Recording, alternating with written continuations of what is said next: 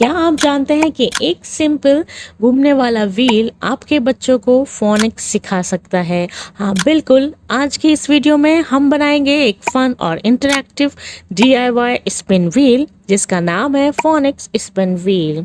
तो हमारी चल रही है creative learning board series and ये है episode number 2, phoenix spin wheel. ये एक्टिविटी है मॉम्स एंड टीचर्स दोनों के लिए जो अपने बच्चों या स्टूडेंट के लिए फोनिक्स को आसान और मज़ेदार बनाना चाहते हैं। तो चलिए देर नहीं करते हुए वीडियो को करते हैं शुरू। Hello hi lovely moms and teachers, आज की इस एक्टिविटी के लिए हमने लिया है ब्लैक कलर का चार्ट पेपर और इसको हमने कट किया है 29x8 सेंटीमीटर के हिसाब से और 2 सेंटीमीटर के गैप पे हम जो है यहाँ पे लाइंस को कर लेंगे ड्रॉ। तो जिस तरह से मैंने लाइंस को ड्रॉ किया है सेम उसी तरह से आप भी ड्रॉ कर लीजिए। और अब जो है हम इस तरह से कुछ जहाँ जहाँ हमने लाइंस ड्रॉ की थी वहाँ पर हम इस तरह से फोल्ड कर लेंगे। और ये थोड़ा मैंने थिक जो है वो चार्ट पेपर लिया है, आप भी इसी तरह से लीजिएगा तो बहुत ही अच्छा स्पिन व्हील बन के रेडी होगा। इस वीडियो में मैं आपको स्पिन व्हील तो बनाना बता ही रही हूँ, साथ साथ मैं आपको बताऊँगी कि फोनिक साउंड से क्या फ़ायदे होते हैं, क्या बेनिफिट्स मिलता है बच्चों को और इन फ्यूचर भी क्या फ़ायदे होते हैं। तो इस तरह से हमने फोल्ड कर लिया है। अब हम यहाँ पे जो है वो होल्ड कर लेंगे। तो एक साइड इधर किया है, एक साइड इधर किया है। अब हमें स्टिक कर लेना है। आपके पास पंचिंग मशीन है तो आप पंचिंग मशीन से होल्स कर सकते हैं। तो बस अब यहाँ पे हम इन्हें स्टिक कर लेंगे।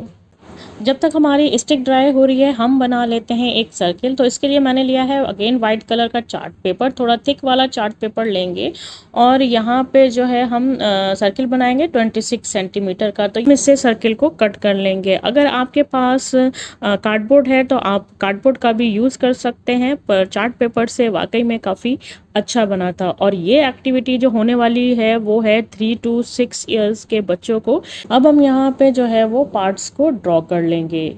चलिए देख लेते हैं नेक्स्ट स्टेप को। ये मैंने वर्कशीट जो है वो प्रिंट आउट कर ली थी और कलर कर लिया था। घबराइए नहीं, सेम वर्कशीट आपको मिल जाएगी डिस्क्रिप्शन बॉक्स में, वो भी फ्री, क्योंकि आपकी टीचिंग को आसान मैं बनाऊंगी।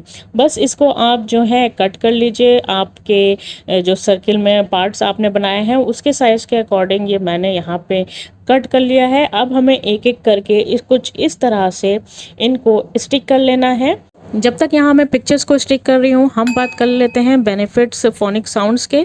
तो फर्स्ट बेनिफिट ये हो गया कि साउंड लेटर रिकग्निशन स्ट्रांग होता है। इससे हर लेटर का साउंड समझने से स्पेलिंग और प्रोनाउंसिएशन दोनों इम्प्रूव होते हैं। सेकंड, अर्ली रीडिंग स्किल्स जो है डेवलप होते हैं। बच्चे लेटर्स के साउंड्स पहचान कर जल्दी रीडिंग सीखते हैं। तो अब हमने सारे जो पिक्चर्स हैं वो स्टिक कर लिए हैं। अब हम सर्किल के सेंटर में होल करेंगे और ब्लैक चार्ट पेपर से ही मैंने जो है यहाँ पे बना लिया है एरो और यहाँ पे भी हमें होल कर लेना है।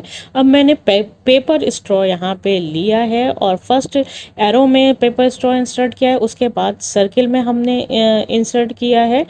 इस तरह से कुछ देखिए, मैं आपको दिखा रही हूँ फिर से।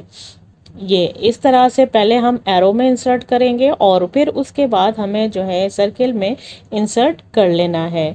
उसके बाद हमने जो ये पेपर स्टिक में होल किया था उसमें हम पेपर स्ट्रॉ को स्टिक कर देंगे कुछ इस तरह से। चलिए अब हम इसे स्पिन करके देख लेते हैं कि स्पिन हो रहा है कि नहीं। तो चलिए, रेडी? यस, ये बहुत अच्छे से स्पिन हो रहा है। अब हम इसे यहाँ से कट कर लेंगे। हमारा स्पिन व्हील जो है वो रेडी हो चुका है। कितने अच्छे से ये स्पिन कर रहा है। चलिए आइए देख लेते हैं इस एक्टिविटी को कराना कैसे है। तो यहाँ पे आपको बच्चे से जो है वो स्पिन कराना है। अब यहाँ पे आया है एरो जो है वो बनाना के सामने। आपको पूछना है डज इट स्टार्ट विद ए, या फिर ये ए से शुरू होता है। बच्चा बोलेगा नहीं, बी से शुरू होता है। तो बी से शुरू होता है तो बी का साउंड क्या है?